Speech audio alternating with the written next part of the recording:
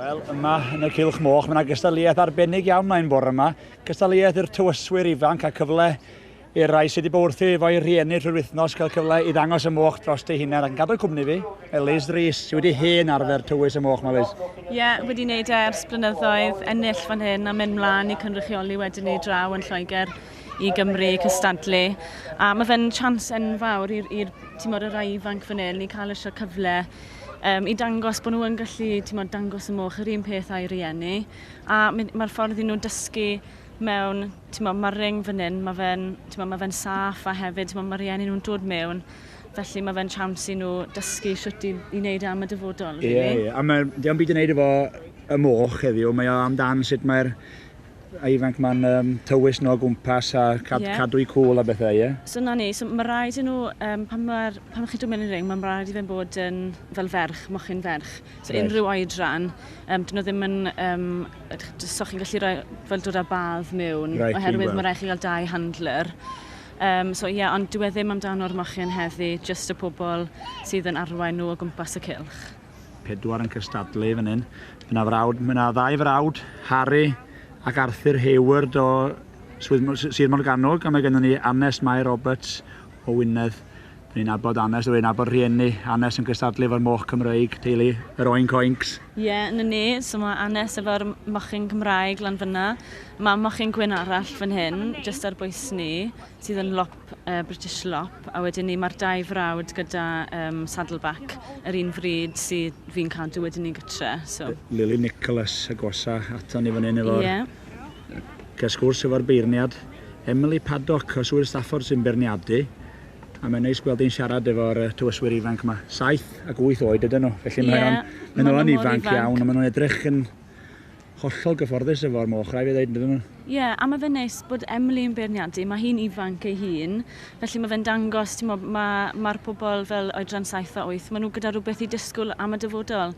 Falle gallen nhw beirniadu, mewn tua 12 mlynedd, gallen nhw fod yn y ring yn neud yr un peth a beth mae Emily yn neud heddi. Maen nhw wedi bod gweld i rieni a'i cyn-deidiau wrth efo'r moch yma, wedyn maen nhw'n dod yn reddfol iddyn nhw bron, yn dyddio? Ie, wel achos bod y rieni'n cadw nhw, maen nhw siŵr o fod pob dydd allan gyda nhw'n helpu paratoi ar gyfer y sioe. So mae'n foment brawd i'r rieni hefyd gweld y plant yn dechrau dod trwad ac yn dod i'r adwy. A ti'n gweld nhw fel yn datblygu bob blwyddyn wrth i nhw symud lan falle'r oedrannu neu cystadlu 1 flwyddyn a wedyn ni mynd mlaen y flwyddyn nesaf, dod falle position yn uwch, neu rhywbeth fel yna. Ie.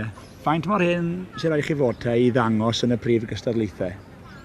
Wyt ti'n gorfod bod dros rhyw oed arbennig? Fi'n credu chi goffod fod yn naill 7 neu 8 i fod yn y ring ar gyfer y cystadlaethau fel agor, fel petai. Ie. Ond obviously mae'r classes yma wedi cael ei roi mlaen, jyst i nhw gael y gyfle, achos mae fe mor cystadleuol pan mae pawb yn cystadlu yn y classes agoriadol wedyn ni. Ie, na ti. Mae'n dal i bendroni, mae'n cymryd i amser.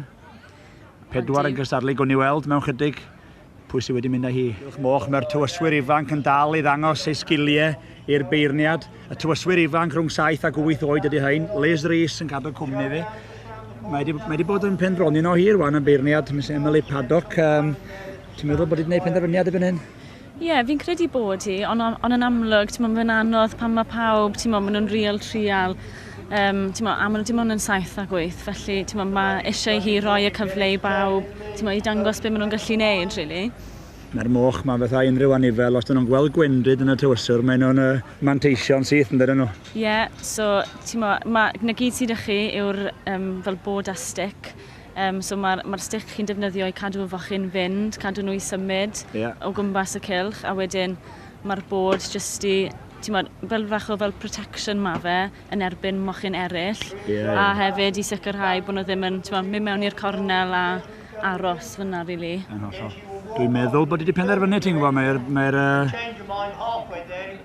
gwobrau yn ei rhawi, felly gwni weld pwy sy'n mynd i gipio'r gwobr gyntaf. Fydd o'n dipyn o hwb i pob bynnag sy'n ennill on yn fydd? Ie, fi'n credu bydd e.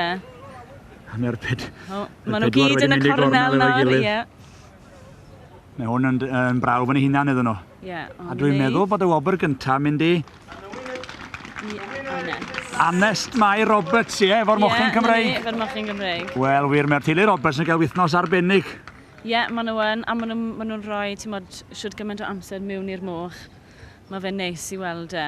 Ar gil wobr. Mae'n dal i bendroni. Pwy sy'n mynd i fynd ar ail wobr, sgwni? Yr ail wobr yn mynd i Miss Lily Nicholas o Sir Fynwy. Ie, Lily bach yn llai, fi'n credu na Anes, so gobeithio bydd hi'n cadw fynd am gyfer y dyfodol. Ond dwi'n meddwl mae'r wobr ydy'r prif beth, y profiad ydy'r peth bwysig o'r un y profiad, a hefyd i mam a dad hefyd, fi'n siŵr. Yn hollol, felly llan o ddechrau yn awr i'r 4 ohonyn nhw. Na ni.